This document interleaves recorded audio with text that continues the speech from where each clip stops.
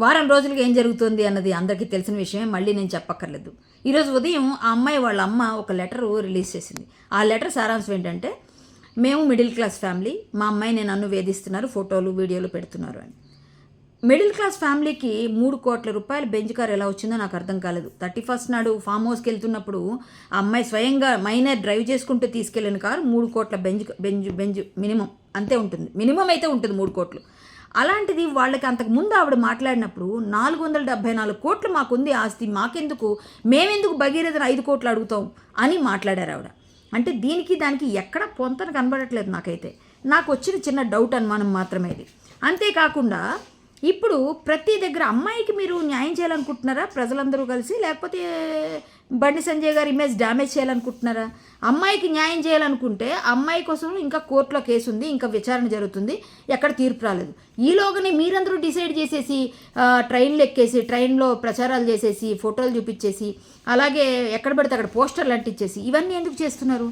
So దీని వెనకాల ఏబిఆర్ఎస్ నాయకులు ఉన్నారు, ఎవరు నడిపిస్తున్నారు మాకు తెలియదు అనుకుంటున్నారా? పిల్లి కళ్ళు మూసుకొని పాలు తాగితే లోకమంతా చీకటి అనుకుంటున్నారా? అలాగే ఈసారి ఎలక్షన్స్లో ఖచ్చితంగా మీరు బీజేపీని తొక్కాలని ఈ విధంగా చేస్తున్న ఈ కుట్ర, బండి సంజయ్ గారి మీద కుట్ర చేస్తూ తద్వారా బీజేపీని తొక్కాలని మీరు చేస్తున్న ఈ కుట్రని ప్రజలు చూడట్లేదు అనుకున్నారా? మీకే బుద్ధి చెప్తారు, గట్టిగా గడ్డి పెడతారు కూడా. అలాగే ఇప్పుడు మీకొక్కరికేనమ్మా ఆత్మాభిమానం అన్నీ ఉంటాయి, ప్రేమ బాధ పెయిన్ అన్నీని. అంటే నేను ఆడదాన్ని, నా కూతురు ఆడదంటే బండి సంజయ్ గారు భార్య కూడా ఆడదే కదా. ఆవిడ కూడా కొడుకుని క్రిమినల్ లేకపోతే అదని ఇదని అత్యాచారం చేశాడని నిన్ను మాట్లాడుతుంటే కేసు విచారణలో ఉంటుండగా ఆవిడని క్షోభకు గురి చేయట్లేదా మీరు? ఏంటండి మాట్లాడేది? ఆడవాళ్ళు తప్పు చేయరా? అలాగే 2-3 సర్టిఫికెట్లు ఉన్నాయని వస్తున్నాయి కదా, ఇంకా విచారణ అవనియండి. ఎందుకు అలా తొందరపడుతున్నారు? ఎందుకు పిచ్చి పిచ్చి వేషాలు వేస్తున్నారు? అందరూ ఎలా పడితే అలా పెడుతున్నారు. అబ్బాయిని మాత్రం ట్రోల్ చేస్తున్నారు. మరి అమ్మాయిని ట్రోల్ చేయకూడదు, అబ్బాయిని కూడా చేయకూడదు కదా. మరి మీరిద్దరూ కలిసి చేస్తున్నప్పుడు ఇది తప్పైనప్పుడు అది తప్పే. నేను ఎవరికి సపోర్ట్ చేయను, కానీ ఒకటి మాత్రం నిజం, ఈరోజు నేను చూస్తున్నది ఏంటంటే ఇద్దరి విషయంలో కలిసి బీజేపీని టార్గెట్ చేస్తున్నా, అందుకు నాకు కోపం వస్తుంది. సో బీజేపీని మీరు ఎవరు ఏమీ చెయ్యలేరు. మీరు ఎంత చేస్తే అంత ఎత్తుకు ఎదుగుతాం. మా పార్టీ అతిపెద్ద లార్జెస్ట్ పార్టీగా అవతరించబోతుంది తెలంగాణలో అన్నది మీకు మింగుడు పడక ఈ పనులన్నీ చేస్తున్నారు. ఖచ్చితంగా తొందరలోనే దీనికి ఫలితాన్ని అనుభవిస్తారు.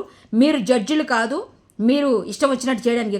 3 కార్లు ఒకే నెంబర్ పైన ఎలా ఉన్నాయి, ఆ అమ్మాయి నెంబర్ని ఏదైతే లీక్ చేశారో బీఆర్ఎస్ నాయకులు ఎలా ఉన్నాయి, ఒకే కారు పైన ఒకే నెంబర్ పైన 3 కార్లు ఎట్లా ఉన్నాయి, ఇవన్నీ మీకు కనిపించట్లేదా? అంటే తప్పులన్నీ కప్పిపుచ్చేసి ఇతను ఒక్కటే బండి సంజయ్ గారు టార్గెట్, దానికోసం కొడుకుని వాడుకుంటారు, అంతేనా? తప్పు చేస్తే లోపల శిక్ష వేయడానికి కోర్టు ఉంది, అన్నీ మనం తర్వాత చూడొచ్చు. అవన్నీ జరిగినాక మీరు ఇష్టం వచ్చినట్టుగా తీర్పులు ఇవ్వకండి, ఓకేనా? ఒకవేళ ఎక్స్ట్రాలు చేస్తే మాత్రం కబడ్దార్, మా పేర్లు తీసి అవి తీసి ఇవి తీసి మాట్లాడుతున్న వాళ్ళకి చెప్తున్నా. జై శ్రీరామ్.